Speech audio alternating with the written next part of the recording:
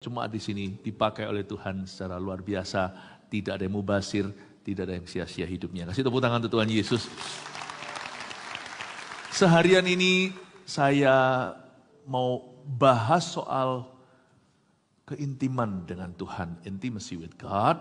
5 kali ibadah itu judulnya semua. Kebaktian yang Anda tadi ketinggalan, tolong dengarkan. Karena ada banyak pewahyuan yang saya tidak bisa ulangi. Nah, mari kita sekarang siapkan hati untuk ibadah kedua yang berjudul Mawar, Bakung, Kismis, dan Bukan Urusan Kalian. Apa maksudnya? Kita buka Kidung Agung pasal 2 ayat 1-7. Ini adalah surat nikah seorang raja, Raja Salomo, dengan gadis Sunem, dengan istrinya yang sah. Yang hari ini ada di Alkitab kita, mewakili hubungan kita gerejanya dengan Tuhan Yesus mempelai pria. Tahukah hubungan kita dengan Tuhan bukan hanya hubungan bapak dan anak, bukan hanya hubungan hamba dan tuan, tapi hubungan kita juga seperti suami dan istri. Ya, ini bukan seksualita, tapi bicara tentang mereka tidak lagi dua, tetapi satu. Ada dimensi itu. Bukankah Roh Kudus ditaruh di dalam diri kita? Bukankah Yesus ada di dalam kita dan kita ada di dalam Dia? Kita semua di dalam Kristus. Jadi ada hubungan yang seperti hubungan pernikahan. Minus sensualitas. Saya akan bahas dari buku yang terkesan sensual, tapi sebenarnya spiritual. Song of Solomon is not a sensual book, it's a spiritual book. Kita akan bahas dari sisi itu, Kidung Agung pasal 2 ayat 1-7, saya baca dulu. Bunga mawar dari Saron aku, bunga bakung di lembah-lembah. Seperti bunga bakung di antara duri-duri, demikianlah manisku di antara gadis-gadis. Seperti pohon apel di antara pohon-pohon di hutan, demikianlah kekasihku di antara teruna-teruna. Di bawah naungannya aku ingin duduk, buahnya manis bagi langit-langitku. Telah dibawanya aku ke rumah pesta, dan panjinya di atasku adalah cinta. Kuatkanlah aku dengan panganan kismis. Segarkanlah aku dengan buah apel. Sebab sakit asmara aku, tangan kirinya ada di bawah kepalaku, tangan kanannya memeluk aku. Kusumpahi kamu, putri-putri Yerusalem, demi kijang-kijang atau demi rusa-rusa betina di padang, jangan kamu membangkitkan dan menggerakkan cinta sebelum diingininya. Judul khotbahnya agak unik memang. Mawar, bakung, kismis, dan bukan urusan kalian. Kita baca dulu ayatnya, saya jelaskan. Ayat 1, bunga mawar dari Saron aku. Kedengarannya flamboyan ya. Fancy banget. Mawar dari Sharon. Sebenarnya enggak loh. Saya pernah ke Israel, saya tanya sama tour guide-nya, sama orang lokal, mawar dari Sharon itu ada apa yang spesial? Enggak ada itu mawar berduri. Nothing special really. Mawar itu jadi istimewa karena ada kata Sharon attached to it. Ada kata lembah Saron atasnya. Kita semua pada dasarnya mawar berduri kok. Ayo kita tahu diri, mawas diri. Jangan sampai kita merasa kita itu istimewa. None of us is special, only Jesus is. Peduli amat kalau kita ini konglomerat atau orang melarat. Semua kita melarat di mata Allah. Nyawa aja gak punya, itu nafasmu dan nafasku di hidungku dan di paru-paru itu semua pemberian. Kepercayaan, pinjaman. None of us, tak ada seorang pun kita itu istimewa. Ya. Jadi yang disebut mawar di sana itu kita harus tahu diri dulu. Kalau seseorang mau mengikut Yesus, dia harus tahu dulu ini. Dia harus mengerti dulu apa yang merupakan 101 atau basic Christianity atau kekristenan dasar. Dasar-dasar kekristenan itu beda dengan filosofi dunia. Dunia berkata, you are so special. You're not. I'm not. We are sinners. Kita orang berdosa bangkrut di hadapan Allah. Di luar aku, kata Yesus, kamu tidak bisa berbuat apa-apa. Gak peduli pendidikan kita, latar belakang kita, gak peduli pedigree kita ini marganya apa, gak peduli kita itu punya bakat apa, gak peduli kita jenius, gak peduli kita kaya. Kita pada dasarnya itu bobrok di dalam. Kita itu mawar berduri. Jadi kata mawar Sharon itu bukan bicara tentang Yesus. Kita ada banyak salah pengertian. Yesuslah mawar Sharon. Enggak. Kalau Anda baca Kidung Agung, ini pria dan wanita saut-sautan. Pria di sini lambang Yesus Kristus, makanya jadi Alkitab. Yang disebut Raja Salomo ini dalam pernikahannya, ini adalah wedding vow mereka, ini adalah janji nikah. Nanti kalau Anda baca ini kadang-kadang, karena Alkitab ini kan tulisan, literatur, sebenarnya kalau dijadikan audio, Anda akan dengar suaranya kadang-kadang berubah. Ayat tertentu tuh bunyinya berat. Dindaku. Tapi nanti kadang-kadang di ayat tertentu bunyinya feminin. Engkau tampan. Tampan sekali. Seperti pohon apel dirimu, bagindaku. Ini saut-sautan, laki dan perempuan. Kita harus tahu bahwa bunga mawar dari Saron aku ini yang cewek yang bicara. Ini bukan Tuhan. Yang ngaku dirinya mawar dari Saron itu adalah gadis Sunem, istri Sulaiman. Tadi kebaktian 1 saya jelaskan, hitam kulitku. Kulitku itu hitam. Aku tuh gak putih. Malah justru waktu aku baru jadi remaja itu aku iri. Teman-temanku kenapa so fair skin, kenapa semua putih banget. Sampai-sampai aku cari lotion bengkoang. Kalau perlu gua gosok nih. Pakai rinso so clean sekalian. Kita kan tinggal di dunia yang sangat rasis. Setiap orang merasa superior. Kalau enggak orang sombong ya orang minder yang keliaran. Enggak ada ya orang itu yang tepat di tengah disalib Tuhan itu enggak ada. Kecuali kalau kita dipulihkan gambar diri kita. Jadi wanita ini rendah hati waktu masuk ke hadirat Sulaiman. Dia berkata, aku ini bukan apa-apa. Aku tuh spesial karena Salomo pilih aku. Yang ikut beauty contestnya semuanya itu gak ada satupun yang dipilih. Yang blondi, yang putih, gak ada dipilih. Ini bukan bicara soal suku atau bangsa, bukan. Bicara tentang apa yang populer saat itu. Malah justru Salomo mencari seorang wanita pekerja. Bukan seorang Barbie wife. Dia cari a working wife. Seorang perempuan yang aktif, yang produktif. Seorang wanita yang cantik dalamnya, bukan hanya luarnya. Seorang perempuan yang punya tujuan. Coba, itu yang dicari oleh Tuhan. Dia berkata, tapi sebenarnya aku ini istimewa. Karena statusku itu diangkat.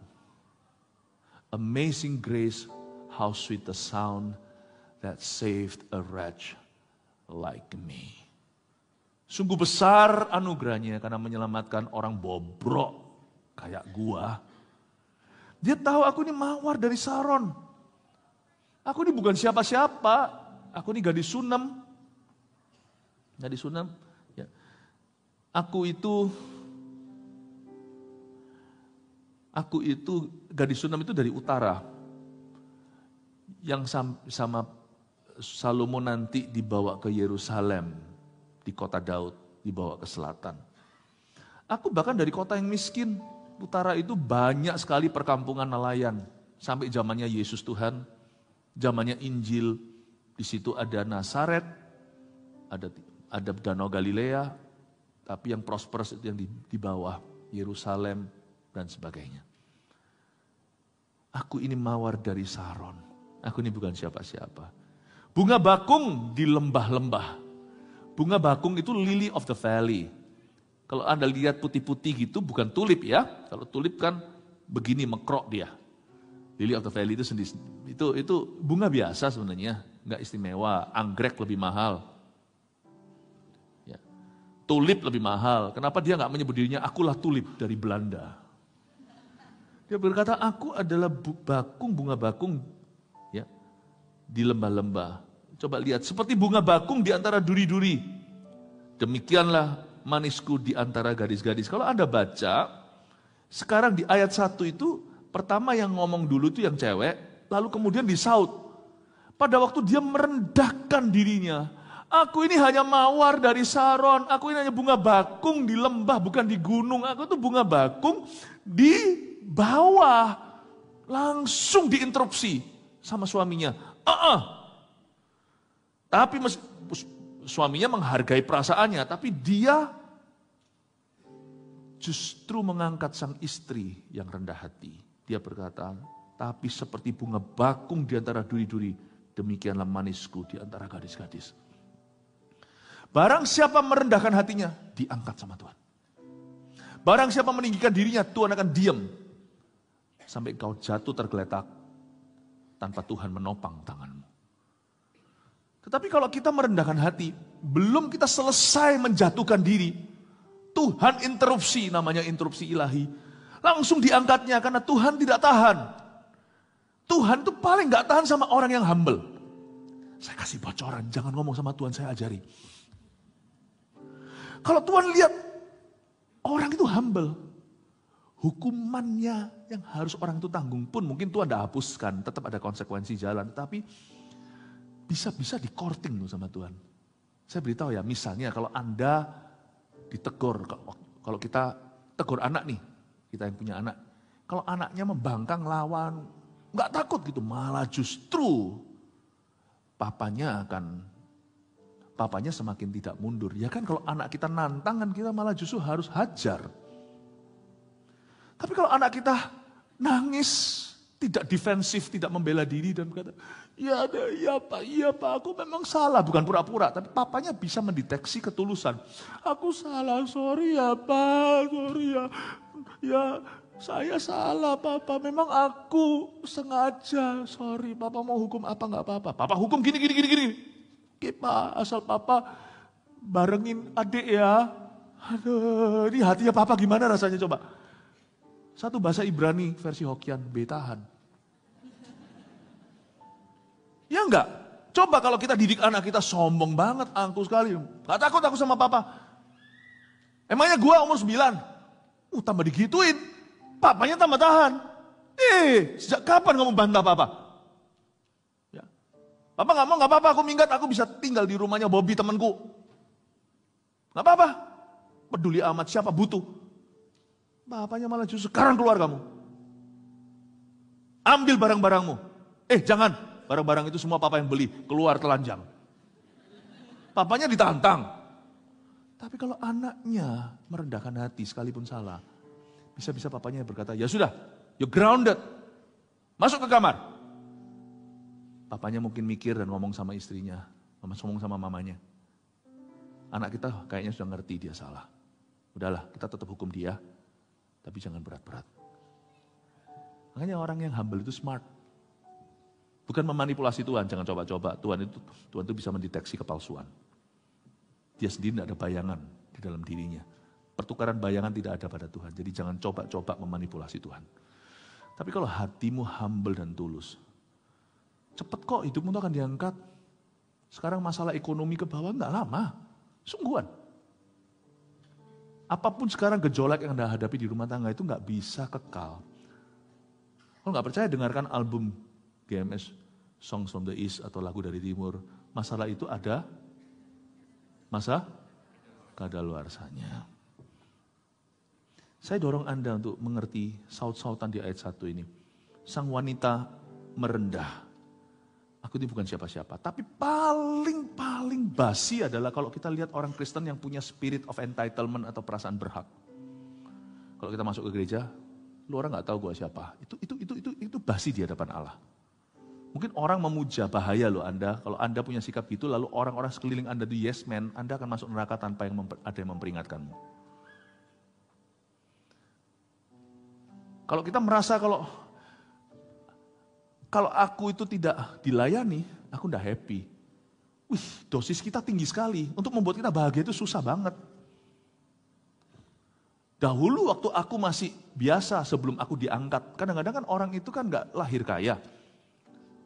Ada yang namanya OKB, orang kaya baru itu juga ada. Old money, new money. Coba ya, gak ada yang salah dengan orang yang lahir di keluarga kaya, gak ada. Kalau mentalitasnya benar. Tapi kalau misalnya kita ini dulu lahirnya biasa, lalu kita nanti tengah jalan kita jadi kaya raya, misalnya bisnis kita itu berhasil luar biasa gini ya. Kita itu berubah loh. Dahulu itu sepiring nasi udah membuat kita itu bahagia. Wih, seneng sekali. Nasi, kasih apa? Kasih garam gitu aja loh. Wah, enak sekarang. Wah, sekarang. Tapi sekarang sepiring nasi gak bisa membuat kita tersenyum. At least paling tidak sepiring berlian. Dosisnya naik nih. Tidak lagi generik. Itu yang disebut dengan virus entitlement. Perasaan berhak. Orang merasa berhak itu malin kundang karena dia lupa dia siapa asal mulanya. Makanya kalau kita punya anak, dan kalau anak itu lahir di dunia pada saat kita sudah kaya, atau kita sudah, kalau kita sudah di dalam, kalau kita di dalam kemakmuran misalnya, jangan izinkan dia punya mentalitas kemakmuran. Makanya itu Bapak Ibu Saudara harus didik anak dengan benar. Mendidik anak pakai uang itu yang paling buruk. Pakai waktu, dan pakai firman, pakai teladan, itu the best. Mereka harus mengerti bahwa uang itu tidak tumbuh di atas pohon. Jadi anak-anak harus diajari untuk tanggung jawab. Karena kita bisa jadi seperti ini dulu, waktu kita belum apa-apa, itu karena kita setia pada perkara kecil dulu, dan pada perkara sederhana. Karena kita bisa mengelola 1 talenta, Tuhan kasih 2, kasih 5, 5 itu dikasih sama Tuhan kembali menjadi 10 kota yang kita kelola. Nah, kalau kita bisa jadi, seseorang itu bisa jadi kaya, seseorang tersebut juga bisa jatuh miskin, jangan lupa loh. Paling gampang hilang itu judi. Tapi sebenarnya judi itu sebenarnya bukan masalah metodenya, masalah itu mentality.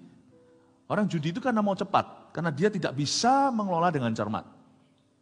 Lalu karena hatinya tidak punya peralatan untuk bisa menguasai diri atau pengendalian, maka kalau dia hilang sedikit, dia gambling lebih supaya mau dapat itu, tapi nanti jadi hilang lebih banyak. Jadi penyesalannya itu menjadi lingkaran setan.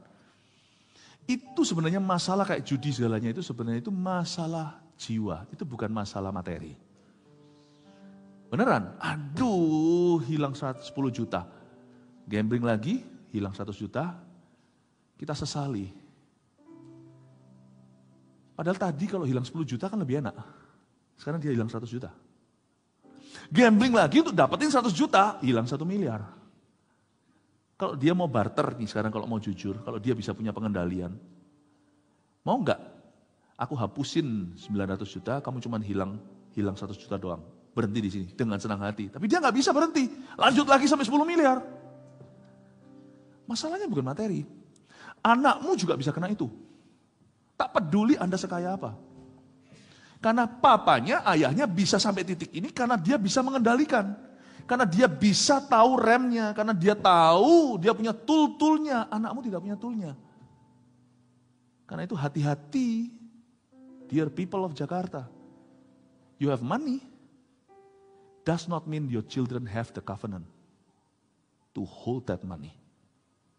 Dan bisa memakainya untuk kemuliaan Tuhan.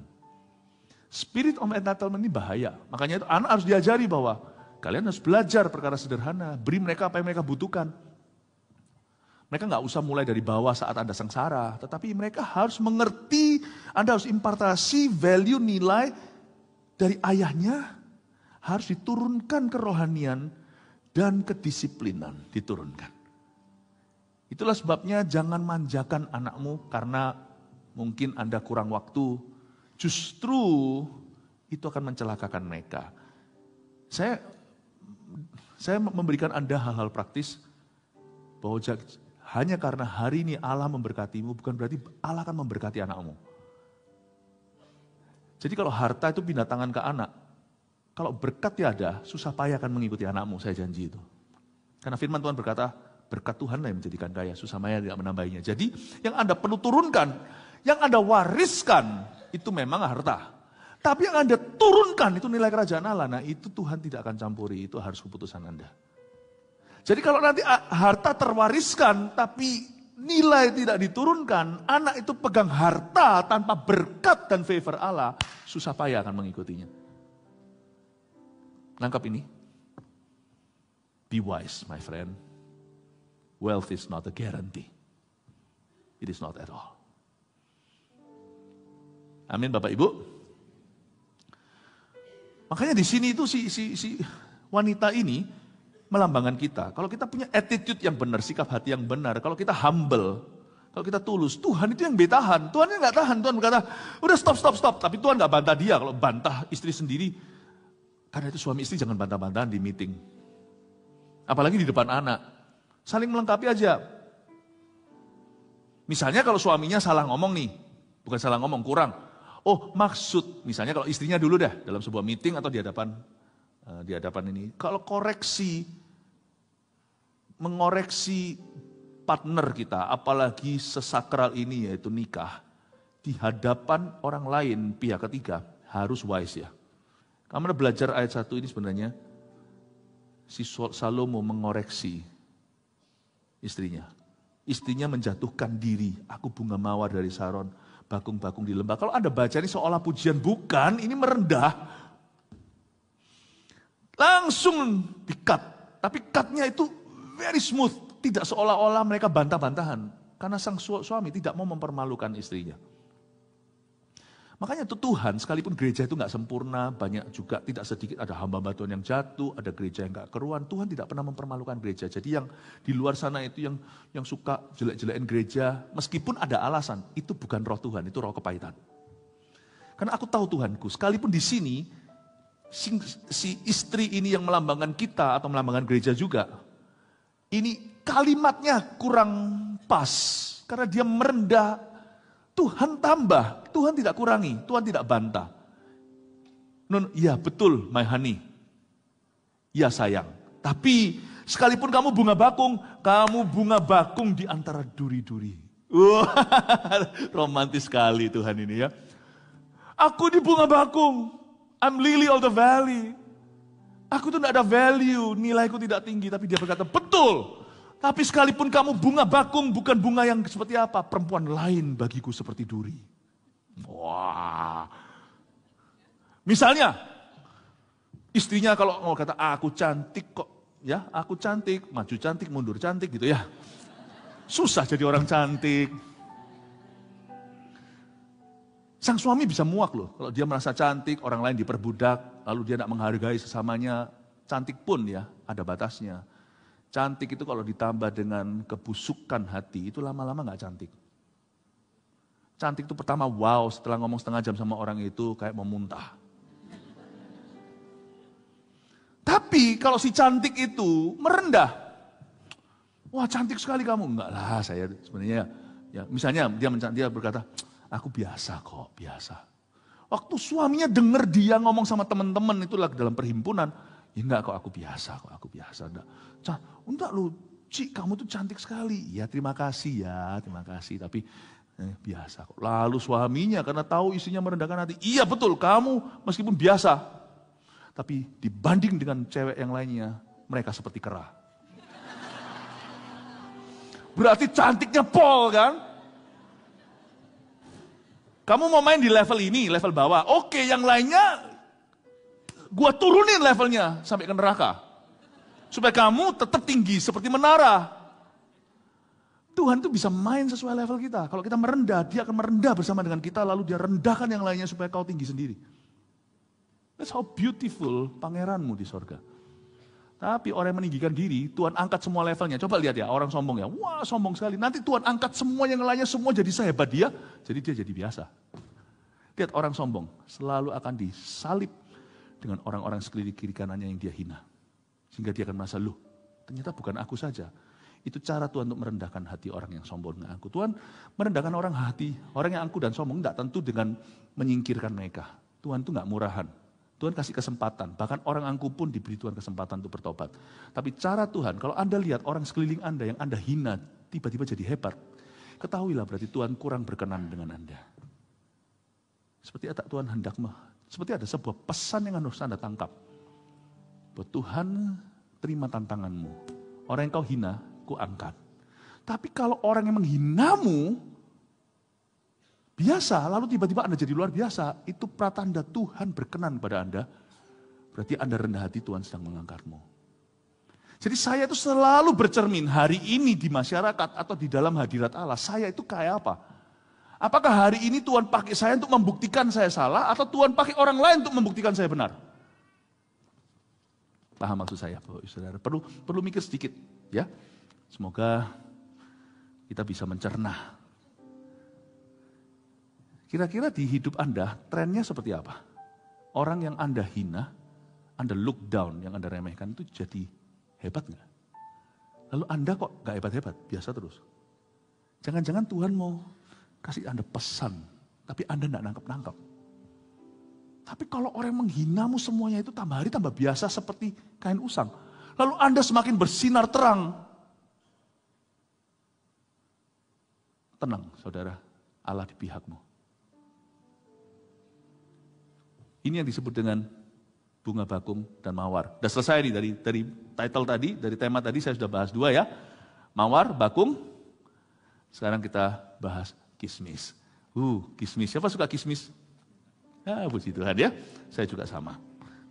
Mau tahu kenapa kismis itu banyak orang suka? Karena kismis itu murah. Gampang dapat. Kalau saya tanya sesuatu yang sulit, siapa suka abalon? Siapa suka hisit? Nggak semua orang tahu apa itu. Selain langka, di beberapa tempat tidak diperbolehkan, sirip ikan hiu, itu mahal sekali. Kismis, saya tunjukkan, kalau orang itu cinta, dia nggak perlu overdosis. Saya ajak kita lanjutkan lagi ya. Ayat 2 dulu, ayat 3. Seperti pohon apel di antara pohon-pohon di hutan. Demikianlah kekasihku di antara teruna-teruna. Di bawah naungannya aku ingin duduk, buahnya manis bagi langit-langitku. Katakan pohon apel. Ya, saya tambahin, kalau judulnya tambahin pohon apel terlalu lama nanti. Mawar, bakung, pohon apel, lalu kismis. Nanti ada kira, ini hari ini mau bicara supermarket. Ya, enggak, tapi saya tambahkan ya. Pohon apel ini apa istimewanya? Ini ceweknya. Jadi gereja memuji Tuhan. Atau ini si istri memuji suami. Si istrinya, si gadis Sunem ini ngomong begini, "Hai Salomo, kamu seperti pohon apel." Terus terang, budaya Timur Tengah agak aneh menurut saya. Masa cowoknya, wah kamu seperti pohon apel. Nanti ya balesnya ya. Makanya itu nggak boleh diartikan harafiah, ini kalau diartikan rohani, kalau enggak itu susah kita. Nanti yang laki-laki, nanti yang Salomo puji gadis Sunem, kamu seperti kijang, gigimu seperti kijang. Saya pernah coba gambarkan, karena saya seniman. Itu yang keluar, itu wanita yang jelek sekali. Kalau sesuai dengan pujian Salomo itu ya, coba ya, lehermu seperti apa namanya, gigimu seperti apa, seperti kijang apa segalanya, jangan digambar deh. Lebih baik dikhotbahkan dan diajarkan. Karena waktu digambarkan keluarnya wanita yang agak aneh sih, istri memuji kamu seperti pohon apel. Tapi ada maknanya. Coba Anda selidiki, pohon apel itu baru berbuah, dapat buahnya yang manis, yang baik, itu 5 tahun. Ternyata kalau Anda baca, ada korelasi yang sangat indah. Di bawah naungannya aku ingin duduk, buahnya manis bagi langit-langitku. Love waits. Sama Tuhan sama pacar pun sama. Sebab sama Tuhan seperti apa, sebagaimana dengan Tuhan, demikian pula dengan manusia. Kita harus duduk di bawah naungannya. Baru buahnya itu manis nanti di langit-langit kita. 5 years later. Kita lihat lagi sedikit ayat 4. Telah dibawanya aku ke rumah pesta dan panjinya atasku adalah cinta, nanti saya akan bahas itu. Ingatkan saya kalau saya lupa ayat 4, ayat 5 lompat. Kuatkanlah aku dengan panganan kismis, nanti saya akan bahas. Segarkan aku dengan buah apel, sebab sakit asmara aku. Sakit asmara ini adalah falling in love. Ada perbedaan antara falling in love and being in love. In order for you to be in love, you probably need to fall in love first. There's no chemistry in between Dia ngomong Inggris lagi. Ada perbedaan antara benar-benar mengasihi dan jatuh cinta. Terus mencintai atau tinggal dalam kasih sejati dengan jatuh cinta awal mulanya. Memang dibutuhkan jatuh cinta dulu mungkin untuk kita bisa akhirnya terus komitmen mengasihi pasangan. Ada satu titik di mana kita tuh jatuh hati. Wow, kalau nggak ada faktor itunya ya jangan jalan. Kenapa sana menikah? Karena Tuhan, ini kehendak Tuhan. Lah iya saya tahu. Tapi kalau nggak ada chemistry, tidak ada gerengnya di antara kalian, jangan sampai nanti di pelaminan, do you take, apakah kamu mengambil si ini sebagai pasanganmu yang sah dalam suka dan duka? Jawabannya bukan saya bersedia, Tuhan yang suruh. Tolong ya kalau sampai pasanganmu di pelaminan itu, atau fiancé atau tunangan Anda ngomong gitu, Anda langsung berkata saya belum bersedia, mari kita bicara. Kalau enggak nanti, kalau Anda tidak cinta, jatuh cinta dulu. Kalau Anda tidak cinta dulu, nanti kalau sudah menikah, mungkin Anda enggak suka misalnya apa. Misalnya Anda benar-benar dia bukan, pokoknya benar-benar dia bukan tipe lu deh. Jangan-jangan setiap hari bangun tidur, langsung nyanyi, bangun tidurku terus mati. Lihat dia, wah bukan tipeku, itu sengsara loh seumur hidup. Anda tidur seranjang dengan orang yang bukan tipe Anda. Tapi jangan terlalu membesar-besarkan jatuh cinta. Karena falling in love may not be the best signal. Gak tentu menjadi signal yang paling besar. Karena love grows slowly. True love grows slowly. Falling in love is immediately. Jatuh cinta itu langsung. Tapi to stay in love, untuk tinggal terus dalam cinta kasih itu, dan terus mengasihi, komitmen. Itu perlahan-lahan dibangun. Paham ya? Coba katakan bersama dengan saya. Ini kan di sini si wanita berkata, sebab sakit asmara aku. Katakan sakit asmara. Ini jatuh cinta. Ini pun baik. Tapi ini bukan satu-satunya.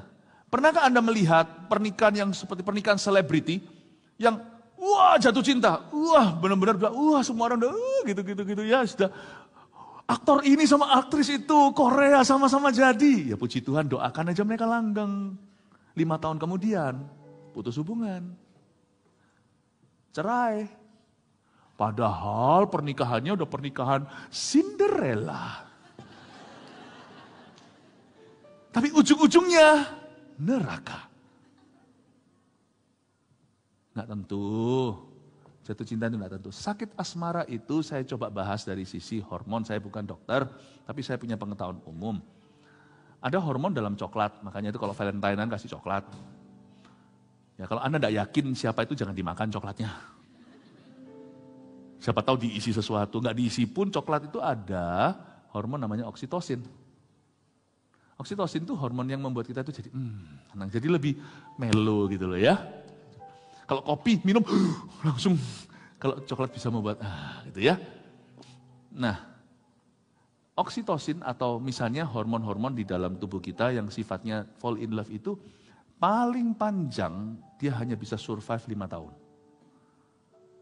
Kalau 5 tahun Anda tidak bisa move on lanjut dari yang namanya attraction to attachment atau dari daya tarik menjadi ikatan batin yang nyata, Anda akan gagal pernikahan Anda. Anda akan gagal. Karena itu, saya sarankan, kalau kita itu sungguh-sungguh serius menjalin hubungan kasih dengan Tuhan, dan menjalin kasih dengan sesama kita, terutama kasih yang sifatnya eksklusif seperti suami dan istri, Anda harus belajar untuk berada di bawah naungan yang benar dan duduk di sana hingga buah itu manis di langit-langit. 5 tahun kemudian, buah apel bukan? Apalagi laki. Laki jangan terlalu terburu-buru. Buah apel itu perlu bertumbuh, jangan dikasih chemical, biar dia tumbuh organik dari Tuhan, supaya cinta nanti yang dihasilkan adalah buah yang nyata, sejati, Dan tahan lama, makanya itu saya sarankan dulu, saya kan back and forth ya, ngajar gini ini, kadang-kadang saya ngomong tentang hubungan kita dengan Tuhan, kadang-kadang hal-hal yang praktis dan aplikatif dalam hubungan, termasuk pacaran pernikahan. Itulah sebabnya no sex before marriage, itu biblical. Kalau memang you serius gitu dengan pasanganmu, misalnya di sini ada yang pacaran, tunangan misalnya, apa susahnya nunggu nggak sampai 5 tahun? Nanti 50 tahun kalian itu bersama-sama. Kehidupan seksualita menjadi bagian, malah justru hanya satu, sampai mati.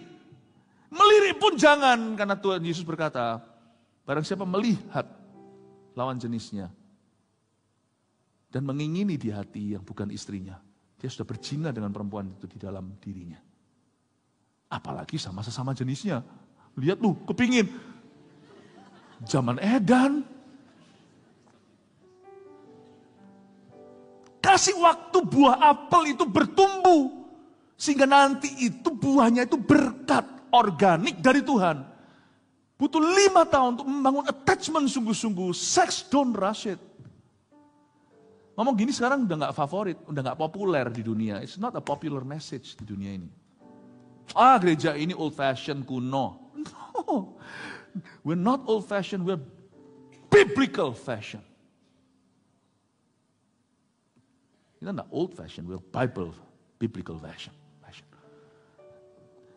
Bumi dan langit bisa runtuh, tak iota pun tidak dikenapi. Kalau Anda serius membangun apa-apa, Anda mesti sabar. Karena nanti di depan itu tuayannya seumur hidup, naburnya harus benar. Amin Bapak Ibu Saudara. Sama dengan pekerjaan juga sama, soal uang. Kalau Anda mau sesuatu yang sifatnya berbuah lebat dan berbuah lama, fruits that last, Yohanes 15, buahmu itu akan tetap. Maka jangan cepat-cepat. Kalau Anda lagi menabung sekarang bukan jadi orang pelit, tetap Anda harus punya budgeting yang baik, yang mana untuk Anda pakai untuk bayar bill, untuk listrik, untuk air, mana untuk biaya sekolah anak. Anda harus menyesuaikan. Kalau Anda memang pas-pas. Kalau kita pas-pasan, jangan cepat-cepat upgrade semuanya sekarang. Jangan buah apel itu dipetik sekarang. Apalagi banyak orang secara keuangan tidak punya kesabaran dan tidak punya kebijaksanaan. Dipetik sembarangan misalnya. Ada loh orang itu yang mau nikah, tapi dia sudah punya angan-angan pernikahannya seperti apa dan rela hutang loh untuk bisa dinikahkan sesuai dengan idealisme mereka. Ada orang yang menikah, gak punya uang, rela hutang, supaya dapetin pernikahan idaman mereka. Padahal itu resepsi. Kalau memang no money, saran saya adalah pemberkatan aja di gereja. Gak di-charge kok. Yang penting kan berkat. Udah setelah itu udah sah. Udah gak usah ballroom seperti apa. Kalau memang gak punya uang, jangan pinjam bank, jangan pinjam tetangga, jangan kau gunakan sesuatu, kalau itu bukan buahmu, itu buah orang lain dipinjamkan, jangan pakai uang pinjaman. Kalau bukan untuk sesuatu yang jelas, saja jangan kok. Ada loh orang itu yang, aku punya my dream wedding. Kalau dream marriage gak ada, pernikahan itu gak ada dream-dreaman. Pernikahan itu sungguhan, dream wedding maybe. Resepsi, perkawinan, pesta idaman itu ada. Jangan ngutang, gak ada uang. Udah, setelah doa berkat, honeymoonnya ke kebun binatang. Gini loh ya, kalau kita sungguhan cinta sama pasangan kita, gak usah Eropa. Bener. Ngemper di jalan aja kalau sama si doi, sama si Hani. Nikmat kok. Kismis gak usah travel. Paham? Kalau Anda cinta, kismis aja jadi. Gak perlu overdosis. Sungguhan kok. Saya sama istri saya ya, mau makan di bintang 5 atau kaki 5, asal sama istri saya. Bisa ngomong sana sini, kadang-kadang saya mikir ya, kalau di seluruh dunia ini saya terdampar di satu kota, satu pulau kecil gitu untuk waktu 1 tahun gak ketemu siapa-siapa, seperti film apa itu Tom Hanks itu. Saya boleh bawa 1 orang, saya bawa istri saya. Oh janganlah kalau terdampar kan dia nanti sengsara. Tapi misalnya terdamparnya nggak sengsara, tapi saya bisa bosan. Saya bawa istri saya, karena saya nggak mungkin bosan. Nah, bayangin kalau saya terdampar di pulau itu, saya sama Kohendra berdua. Pusing saya. Kohendra juga akan pusing. Kalau kita, ini bercanda. Saya enggak keberatan kok, terdampar saya ajak. Paham maksud saya? Kalau Anda itu akrab, dekat, cinta, intim,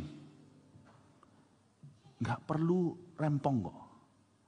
Nggak perlu repot banget, gitu tuh baru happy itu nggak perlu. Tidak susah menyenangkan orang yang sudah senang. Kalau Anda orang Kristen, kalau nggak dapat pembicaranya yang top of the line di depan sini, Anda nggak datang ke gereja. Menurut saya sih memang satu, Anda nggak cinta Tuhan, dua, Anda nggak cinta gereja itu. Nggak mengerti ayat yang berkata, cinta akan rumahmu menghanguskan aku. Itu kalau enggak gimana show-nya seperti apa, untuk bisa menahan Anda ke gereja, Anda enggak ke gereja. Mendingan jangan ke gereja, kalau itu alasannya. Karena kalau di gereja kita, Krismas pun serasa makanan mahal. Why? Sama dengan Anda kan, kalau Anda cinta anak Anda, pernah nggak kalau sekolah ngadakan perayaan apa, misalnya Anda di sekolah Kristen gitu, Natal, anak Anda naik ke atas, nyanyi, kalau anaknya yang sudah tampil, semua ibu-ibu langsung, Hei Bu, beritahu terus terang ya, anakmu gak enak nyanyinya. Fales semuanya, tapi anakku, kismis saja dipuji-puji. Tapi kalau Anda beli tiket, merasa entitled, merasa berhak, Anda customer, Anda klien kan, Anda pergi misalnya ke Las Vegas atau kemana, mau lihat nonton Celine Dion. Dia fals dikit, kritik habis lah. Nggak cinta kok, gue beli. Kismis, kalau saya beli, you lebih baik kasih saya travel, kasih saya wagyu, kalau nggak wagyu I'm not happy. Kalau beli, saya harus kasih A5 wagyunya. Japanese beef. Kalau beli, saya mau yang mahal. Yang wah. Kursi yang VIP. Beli. Karena orang yang merasa dirinya berhak, dosisnya naik. Tapi orang itu kalau cinta, kismis pun indah. Paham maksud saya Bapak Ibu Saudara? Hard to please Christians, I'm afraid that they are not Christian at all. Orang Kristen yang susah disenengin, dipuasin, kelihatannya rasanya sih, memang bukan mempelai Kristus. Siapa tahu diam-diam di hatinya, dia bukan Kristen. Karena Kristus harus show, Yesus harus sirkus. Kalau nggak sirkus, aku nggak bisa, nggak mau. Kalau nggak wah, aku nggak mau melayani. Kalau nggak diimingi, aku nggak akan melangkah. Kalau memang Bapak Ibu Saudara, Anda cinta, kismis pun indah. Tahu nggak kepada siapa Anda cinta, Anda tidak menuntut. Tapi justru kalau Anda yang harus mempersembahkan sesuatu atau memberi sesuatu, Anda akan memberi yang terbaik. Itulah sifat mempelai Kristus. Not hard to please, tidak susah untuk disenengin. Tidak perlu fasilitas yang seperti apa. Tapi kalau giliran dia yang harus kontribusi, memberikan sesuatu, kita akan memberi yang terbaik. Anaknya waktu lagi show di sekolah, nyanyi gak enak, mamanya rasa, wow hari ini aku dari konser terhebat di dunia. Padahal fales semua suaranya. Tapi pulang ke rumah, giliran mamanya yang senangkan anaknya, dia harus masak, dia cari bahan-bahan yang paling segar. Dimasakin dengan yang paling bagus, dicoba kurang asin, kurang apa, gak boleh kebanyakan garam, gak baik buat anak, jangan manis-manis. Coba kasihkan ke anak. Kalau anak yang tampil, dia drop ekspektasinya. Tapi waktu dia harus layani anaknya, dia kasih yang terbaik. Itu Christianity. 2 minggu lalu saya sedang melayani gereja-gereja yang teraniaya. Ya ampun. Ya ampun, Kasih kismis saja. Baca Alkitab doang. Belum dijabarkan. Belum ada khotbah yang wah. Alkitab aja, amin, amin. Kismis, jangan-jangan kita semua sekarang ini sudah naik dosisnya sebagai orang Kristen. Kita itu sudah jadi orang Kristen yang hard to please. Amin Bapak Ibu. Kalau Anda cinta sama pasangan Anda yang pacaran, atau yang tunangan, Anda ajarkan sama anak-anak Anda. Kalau gandengan tangan sudah gak cukup, apalagi belum sah diberkati, harus seks bebas sebelum nikah. I think that's not true love. That's the feeling of true love, not true love. Karena orang yang mencintai, pegang tangan aja udah. Kismis. Jangankan kiss, belum kiss lah, boleh bukan kismis, kismis. Bukan French kiss. Bukan kiss Prancis. Kismis. Sometimes you must miss a kiss. Kadang-kadang harus luput satu kiss dulu. Kiss pelan-pelan dahi, bukan sebagai foreplay, bukan sebagai pemanasan menuju ke seksualita atau persetubuhan. Cuman cium gitu aja. Itu bisa buat kita tuh jadi kayak, oh, padahal cuma cium di dahi, good night. Oh, malam itu bisa, bila ku pandang bulan dan bintang. Tapi kalau nggak sampai seks gitu, tidak memorable, not true love. Itu prostitusi dengan bungkus gula-gula, cinta asmara. Apelmu nanti tidak akan tumbuh 5 tahun itu, Anda tidak akan sampai attachment. True love appeals to the spiritual man, not to the biological man. Saya dorong Anda untuk jaga. Kalau yang sudah menikah dan terlambat, hal itu pernah terjadi, ya minta maaf sama Tuhan. Tuhan tidak akan mengungkitmu lagi, tapi mulai hari ini, terapkan prinsip ini dalam setiap jalan hidupmu. Kalau aku mengasihi sesuatu, mencintai sesuatu, kismis will do. Aku melayani itu karena aku cinta Tuhan. Tulus, aku tidak perlu pengakuan. Kismis cukup bagi aku. Bahwa aku bisa mengasihi, melayani itu sudah sukacitaku. Amin Bapak Ibu. Oke, cepat lanjut, selesai dengan ini. Lalu kalimat terakhirnya tadi itu adalah, ini bukan urusan kalian. Apa itu? Cepat aja ya, langsung ya. Ayat 7, kusumpahi kamu. Oh, akhirnya ayat 4 saya tidak akan bisa, nggak ada waktu. Telah dibawanya aku ke rumah pesta itu nanti aja ya, lain kali kita ketemu lagi, oke? Kusumpahi kamu putri-putri Yerusalem ayat 7, demi kijang-kijang atau demi rusa-rusa betina di padang, jangan kamu membangkitkan dan menggerakkan cinta sebelum diingininya. Ini kayak, dia kan ngomong ya, ini kan sumpah ya, aku sumpahi kamu ya putri-putri Yerusalem. Mata-mata wanita lainnya yang sedang melihat mereka, ada yang ngiri, mengiriin mereka, ada yang iri sama mereka, ada pula yang mencibir, wah kok gini kok gitu. Salomo dan wanita Sunem, Shulamite woman, mereka tidak porno. Tapi mereka menunjukkan affection. Mereka menunjukkan apresiasi. Dari conversation, dari pembicaraan, kita lihat sekali, mereka tidak physical, tapi bahkan jadi buku literatur cara mereka bicara satu dengan yang lainnya. Ini adalah surat di hari nikah mereka. Ini. Ya. Dan waktu cara mereka saling bertukar kata itu menunjukkan bahwa mereka itu bisa menata dalam kalimat yang sehat. Dan nampak dari ayat 1 yang kita baca tadi gimana Sulaiman mengkat istrinya yang terlalu merendah diangkat. Lalu ketika itu saya bisa bayangkan di situ ada cewek-cewek lain yang suka bisik-bisik. Ada yang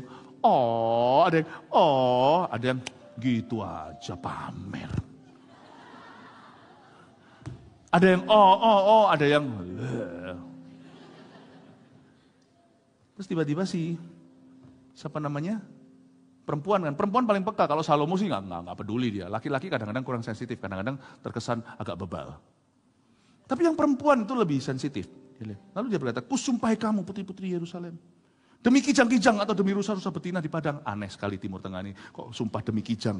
Coba lakukan itu di sekolah, Anda langsung dibully besok hari. Jangan kamu membangkitkan dan menggerakkan cinta sebelum diingininya. None of your business. How I relate to my husband, none of your business. Luar biasa, bukan urusan kalian.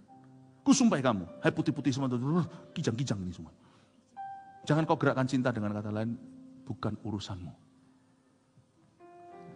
Cinta itu fokus. Dia nggak peduli orang lain ngomong apa.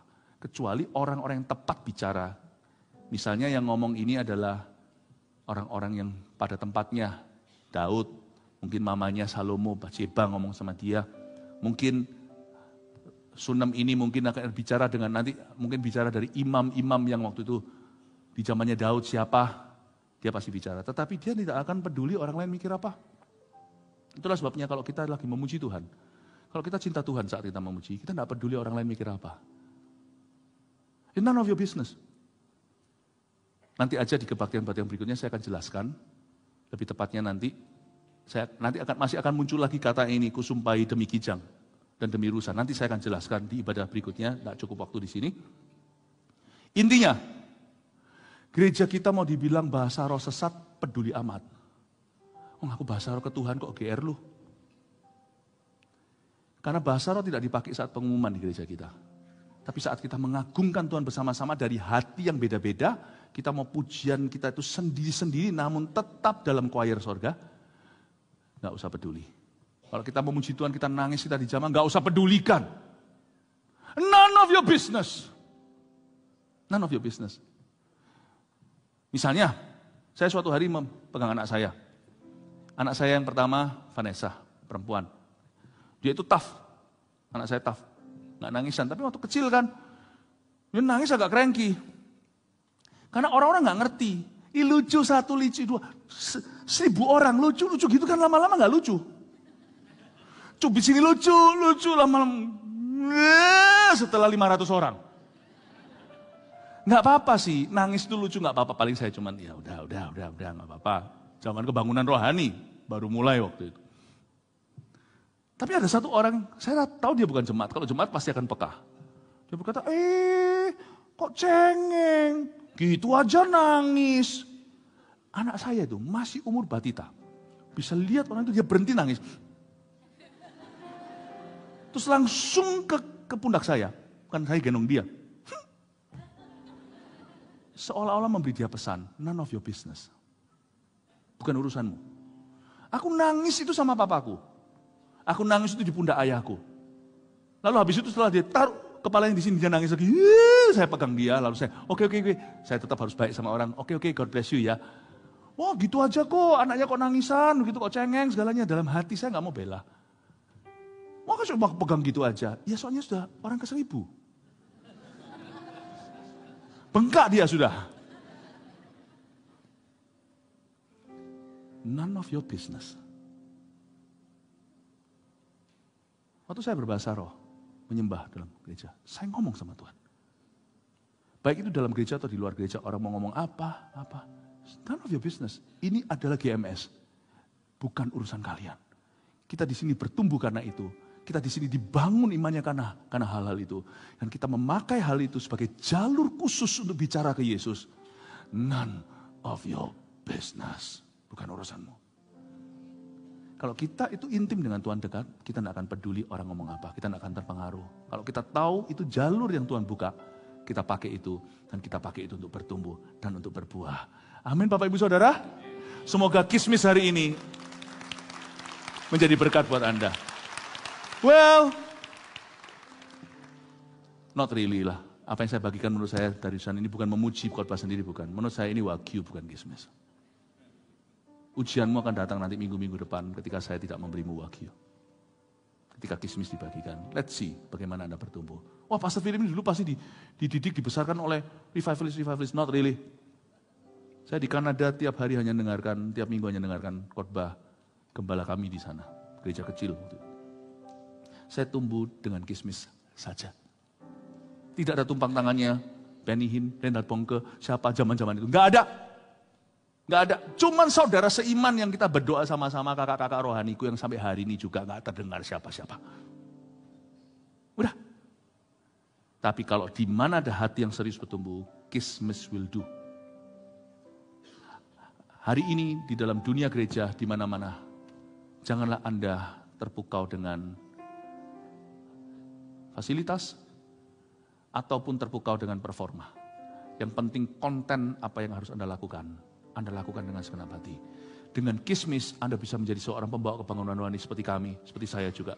Saya tumbuh hanya dari kismis. Sampai hari ini saya tidak menuntut siapapun yang khotbah, anak rohani siapa yang khotbah, saya akan catat, saya akan terapkan dalam hati saya. Bukan indahnya khotbah itu, tapi bagaimana saya melakukannya. Membuat nanti akhirnya urapan Tuhan akan mengalir dalam kehidupan kita. Semoga ini menjadi berkat buat Anda. God bless you. Mari kita semua bangkit berdiri. Mari kita nyanyikan lagu yang berjudul Kismis Will Do. Nggak ada ya.